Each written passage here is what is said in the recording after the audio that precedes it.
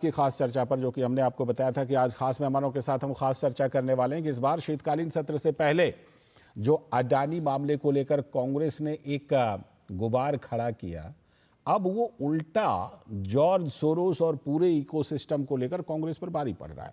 हमारे साथ चर्चा करने के लिए जुड़ रहे हैं एसएन सिंह जी, भारतीय जनता पार्टी के प्रवक्ता, यहीं पर स्टूडियो में हमारे साथ मौजूद हैं। बहुत बहुत स्वागत एसएन सिंह जी। साथ में हमारे साथ जुड़ रहे हैं दुष्यंत नागर जी, जो राजनीतिक विश्लेषक हैं, कांग्रेस के समर्थन में मजबूती से बात रखते हैं। बहुत बहुत स्वागत दुष्यंत सर आपका भी। और हमारे साथ विनोद मिश्र जी, हमारे सलाहकार संपादक भी उपस्थित हैं। मैं जरा विस्तार देता हूं विनोद जी के जरिए। विनोद जी, आगे चल करके हम बताएंगे कि टीएमसी किस तरह से क्या कुछ कह रही है, लेकिन जरा ये बताइए कि ये जो शुरुआत हुई थी अडानी की एक कंपनी, ग्रीन एनर्जी वाली जो कंपनी है, उस पर अमेरिका की एक अदालत समन जारी करता है। वहां जो वारंट जारी किया उसको भारत से तुलना कहिए तो समन, उस पर पूरे संसद में हंगामा। अब तो Bharatiya Janata party George Soros की कंपनियों के जरिए पहले राहुल गांधी जी पर और उसके बाद अब सोनिया गांधी जी पर नाम लेकर के और बड़ा जबरदस्त पलटवार कर रही है। क्या इस तरह के एविडेंसेस हैं विनोद जी? लाल जी, आपकी रिपोर्ट देख के मुझे लगा कि अपने देसी एक कहावत है, 100 चोट सुनार के 1 चोट लोहार के। तो ये बिल्कुल संसद में यही नज़ारा है। पहले चोट लोहार की, अब चोट जो सुनार की, अब चोट लोहार की जो है उससे कांग्रेस तिल मिला गई है। अब ये देखिए कि संसद के शीतकालीन सत्र को अगर आप कहिए कि आधे से अधिक टाइम, तो संसद को कांग्रेस पार्टी ने सिर्फ एक अडानी मुद्दे पे संसद को बाधित कर रखी थी जी। और नतीजा ये हुआ कि संसद के कोई भी विधायी कार्य सही तौर से नहीं चल पाया। अब संसद में ये जवाब, आज जब राज्यसभा का ये दृश्य लोगों ने देखा होगा, तो जब जेपी नड्डा पार्टी के अध्यक्ष और जो नेता है सदन के जेपी नड्डा, उन्होंने जब सवाल उठाया सीधे सीधे जॉर्ज सोरोस को लेके और जो फोरम ऑफ डेमोक्रेटिक नेशंस के, खास करके एशिया पैसिफिक के में सोनिया गांधी की जो मेंबरशिप है जी सॉरी, तो वो अब कांग्रेस को इतनी भारी लग रही है कि जॉर्ज सोरोस को लेके एक तो पहले राहुल गांधी पे, अब सोनिया गांधी की चर्चा की मांग बीजेपी और एनडीए की लोगों ने, पार्टियों के नेताओं ने शुरू कर दी। तो ये सवाल का जवाब अब शायद कांग्रेस पे भारी पड़ने लगा है, इसलिए वो राज्यसभा और लोकसभा में अब चर्चा से बचने लगी है। बिल्कुल बिल्कुल बिल्कुल। दुष्यंत नागर जी, जो अभी विनोद जी कह रहे थे कि 100 चोट सुनार की 1 चोट लोहार की, तमाम तरह के हमने देखा पिछले 10 सालों में, अडानी अंबानी पता नहीं क्या क्या। लेकिन चाहे जो कुछ भी हो, अभी तक कहीं से, जिसे कहते हैं ना कि पर्सनली एकदम किसी का बड़े नेता का लिंक हुआ हो, ऐसा नहीं है। मैंने जैसा कहा कि ग्रीन एनर्जी कंपनी है, उसके ऊपर कुछ आरोप हैं, वो भी 4 राज्य तो वही हैं जहां पर विपक्ष की सरकारें थी, जहां रिश्वत देने के आरोप हैं। लेकिन अब जिस तरह से बीजेपी पहले राहुल गांधी और अब सोनिया गांधी का नाम लेकर के कह रही है कि ये बहुत ही जबरदस्त साठगांठ है, तो अब कांग्रेस को सवालों का जवाब तो देना पड़ेगा दुष्यंत नागर जी। ऐसे तो अब बचने से काम चलेगा नहीं। नहीं, अभी भी जवाब तो एसएन सिंह को ही देना पड़ेगा। अच्छा, देखिए, मैं 2 उदाहरण दूंगा आपके कार्यक्रम में मात्र। पहला बोफोर्स का, दूसरा अगुस्ता हेलीकॉप्टर का। ठीक है। दोनों पे भारतीय जनता पार्टी ने बहुत बड़ा कैंपेन चलाया, दोनों के लिए आरोप लगाया और कांग्रेस पार्टी ने दोनों कंपनियों को प्रतिबंधित किया, काली सूची में डाला। और पिछले 10 साल में मोदी जी की सरकार ने दोनों कंपनियों को प्रतिबंध से मुक्त कर दिया है। भारतीय जनता पार्टी को जब जरूरत होती है विपक्ष को, अर्थात विरोधी पार्टी कांग्रेस को बदनाम करने के लिए, तो वो ऐसे नए नए शिगुफे छोड़ती है। ये इनके हथकंडे हैं। जनता का ध्यान भी डाइवर्ट हो जाता है और गाए बगाए डिबेट्स में, मीडिया में कांग्रेस के ऊपर कीचड़ उछालने का मौका भी मिल जाता है।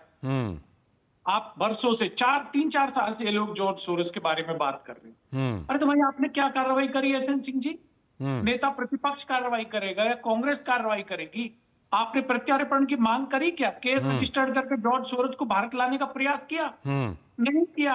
आप चर्चा करते हैं और ये देश जान चुका है कि किस तरह से अगुस्ता को आपने प्रतिबंध से मुक्त आपके किया। सवालों पर जवाब इस ले तरह लूं? के बोफोर्स को एसएन आपने सिंह जी मुक्त का किया, जवाब ले लेता और हूं, जब फिर आपको आपके पास आवश्यकता आता हूं। पड़ी एसएन तो सिंह जी आपने दीजिए उनका जवाब नाम लिया, उनके ऊपर आरोप एसएन सिंह जी लगाए। जवाब दीजिए। वो कह रहे हैं जॉर्ज सोरोस का आप नाम ले रहे हैं, क्या कार्रवाई किए? नहीं, देखिए, हमारे मित्र को एक चीज समझना होगा कि लोकतंत्र की दो धुरी होती है, सत्ता पक्ष और विपक्ष, और दोनों की जिम्मेदारी और जवाबदेही होती है। संसद को चलाना, देश की खुशहाली के लिए कार्य करना, सत्ता पक्ष जितना जिम्मेदार होता है उतना विपक्ष भी जिम्मेदार होता है। लेकिन आप देखेंगे, जब विपक्ष दुश्मन की भूमिका निभाने लगेगा, जो वर्तमान का विपक्ष निभा रहा है, खास करके राहुल गांधी जी, आपको अपनी संस्थाओं पर विश्वास नहीं है, और ऐसे संस्थाओं पर विश्वास है जिसका इतिहास ही खराब रहा हो, कि इंग्लैंड के अर्थव्यवस्था को करेक्ट करने के लिए जो आदमी पैसा खर्चता है, जो ऑन रिकॉर्ड कहता है कि हम भारत की अर्थव्यवस्था को चकनाचूर कर देंगे, प्रधानमंत्री श्री नरेंद्र मोदी जी न बनने पाए, इसके नाते जितना पैसा खर्चना होगा हम वो खर्च देंगे। तो इसमें कांग्रेस को कहना चाहिए कि नहीं, जो देश का आंतरिक मुद्दा है उस पे हम राजनीति नहीं करेंगे, आप करना ये भी नहीं चाहिए बताइए, राष्ट्रीय एसएन मुद्दे सिंह पर, जी, पहली बात। एसएन दूसरा, सिंह जी। एक 10 सेकंड और हाँ, दीजिए। हाँ। हमारे मित्र ने एक दो आरोप लगाया। उनका आरोप यह है कि उस समय बीपी सिंह साहब इन्हीं के मंत्रिमंडल के मंत्री थे और उन्होंने बोफोर्स का मुद्दा उठाया। बोफोर्स के मुद्दे को दूसरा कोई नहीं उठाया, और उस समय शरद यादव, शरद पवार और सारे बहुत पूरे सारे विपक्ष ने, मंत्रिमंडल पूरे के लोग विपक्ष थे। ने उठाया था तीसरी उस बात समय आप पे। देखिए हाँ। कि मैं एक बात कह रहा हूं कि कांग्रेस का एक कनेक्शन बार बार क्यों ऐसे लोगों से निकल के आ रहा है, मैं जो कह उसी रहे हैं कि वही अब वही मेरा मैं पूछ सवाल रहा था, हूं, वही जो वही मेरा सोनिया सवाल गांधी था। जी एसएन सिंह जी, हाँ। एसएन सिंह जी, मेरा सवाल वहीं से था। क्या आप लोगों को ऐसा कनेक्शन दिखाई पड़ गया है जो पहली बार बीजेपी खुल करके राहुल गांधी को देशद्रोही कह रही है? बीजेपी खुल करके सोनिया गांधी का नाम ले रही है, जॉर्ज सोरोस के साथ जोड़ रही है। क्या इस तरह के पुख्ता प्रमाण आपके पास हैं जो आप इस तरह कर रहे हैं? बिल्कुल। आप देखिए, देशद्रोही किसको कहेंगे भाई? एक व्यक्ति जो कहता है कि हम भारत की अर्थव्यवस्था को उथल पुथल मचा देंगे, और वो कहता नहीं है, करके दिखाता है कई बार। हिंडनबर्ग शॉर्ट सेलिंग करता है, और ऐसी उसकी जो न्यूज आती है उसको लेकर उछल कूद कौन मचाता है, संसद को कौन बाधित करता है? आदरणीय राहुल गांधी जी। दूसरी बात मैं कहूंगा कि एक व्यक्ति जो कहता है कि अलग कश्मीर बनना चाहिए, कोई भी एनजीओ, कोई भी फोरम हो, अगर सोनिया गांधी जो कांग्रेस की वरिष्ठ नेता है, जो उसकी राष्ट्रीय अध्यक्ष रही, अगर वो उसकी उपाध्यक्ष है, तो कौन नहीं सवाल पूछेगा कि आपका क्या उनसे ताल्लुकात है? ठीक है। और तीसरी बात, लोकसभा में ही हमारे सांसद ने 4 सवाल पूछे थे कि भाई सलील सेठी से क्या आपका संबंध है, जो भारत विरोधी गतिविधियों में रहता है? ठीक है। मुजर्रफिल हक फजल से आपका क्या संबंध है? ठीक है। इल्हान उमर से आपका क्या संबंध है? तो हमेशा कांग्रेस जो भारत विरोधी कार्य कर रही है, या जो लोग भारत विरोधी कार्य कर रहे हैं, आप उनसे दुष्यंत नागर जी का जवाब कहेगा कि आप देशद्रोही? दुष्यंत नागर जी जवाब दीजिए, फिर विनोद जी के पास। दुष्यंत नागर जी। एसएन सिंह जी बड़े बुद्धिमान व्यक्ति हैं, और देखिए अक्रॉस द पार्टी लाइन इनका बड़ा आदर है। लेकिन मैं इनसे विनम्रता के साथ पूछना चाहता हूं, देश के करोड़ों लोगों ने मोदी जी को प्रधानमंत्री ना बनने देने के लिए मत दिया, क्या वो सब भारत विरोधी? और रही बात कश्मीर पर स्टैंड की, तो महबूबा मुफ्ती के कैसे कैसे बयान आए, उनके पिताजी ने कैसे कैसे स्टैंड कश्मीर पे लिए, ये उनके साथ तो सरकार बना लिए। अब क्या भारतीय जनता पार्टी एक देशद्रोही पार्टी है? मैं तो नहीं मानता कि भाजपा के लोग मुझसे नहीं, वो साठगांठ पर सीधा सीधा जवाब देना पड़ेगा।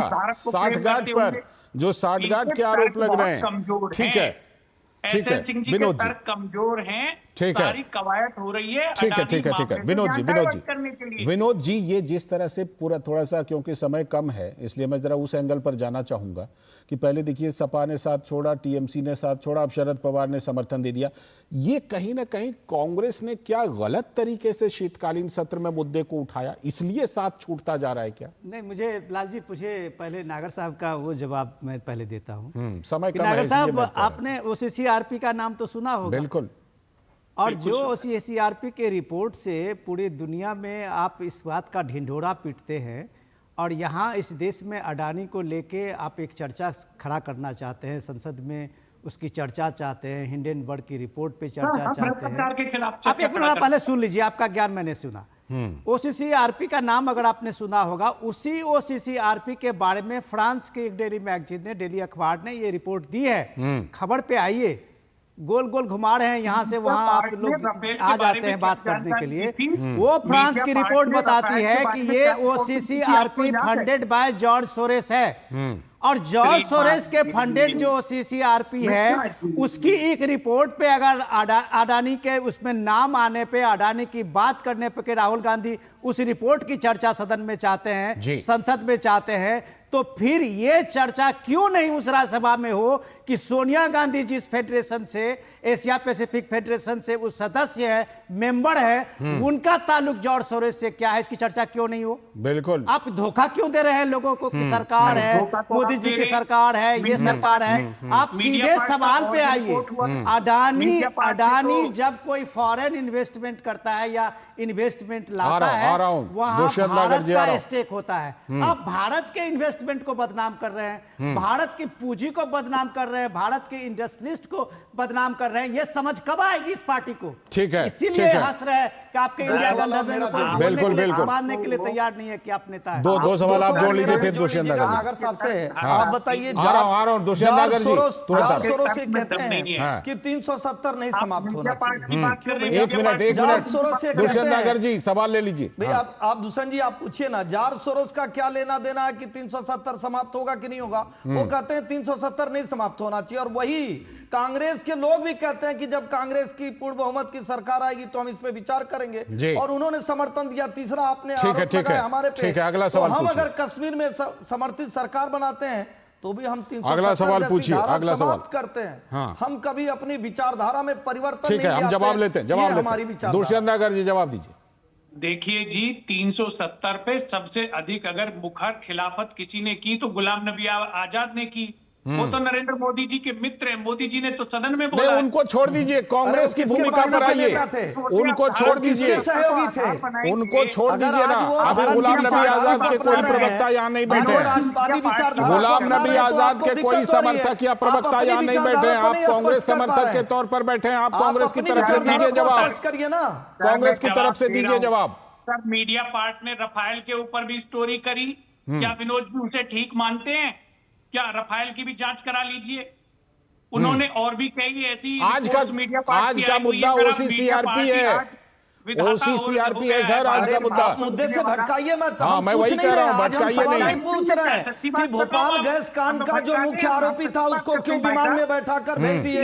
आज हम पूछ नहीं रहे हैं कि मारुति, वो सब बहुत सारे अलग मुद्दे हैं, बहुत सारे अलग मुद्दे हैं। पूछ नहीं रहे हैं। आज का मुद्दा ये है, मुद्दा ये है कि कांग्रेस अगर अडानी कंपनी पर हुई समंतर चर्चा चाहती है तो राहुल गांधी और सोनिया गांधी के ऊपर जो सीधे आरोप लगे उस पर चर्चा क्यों नहीं करेगी?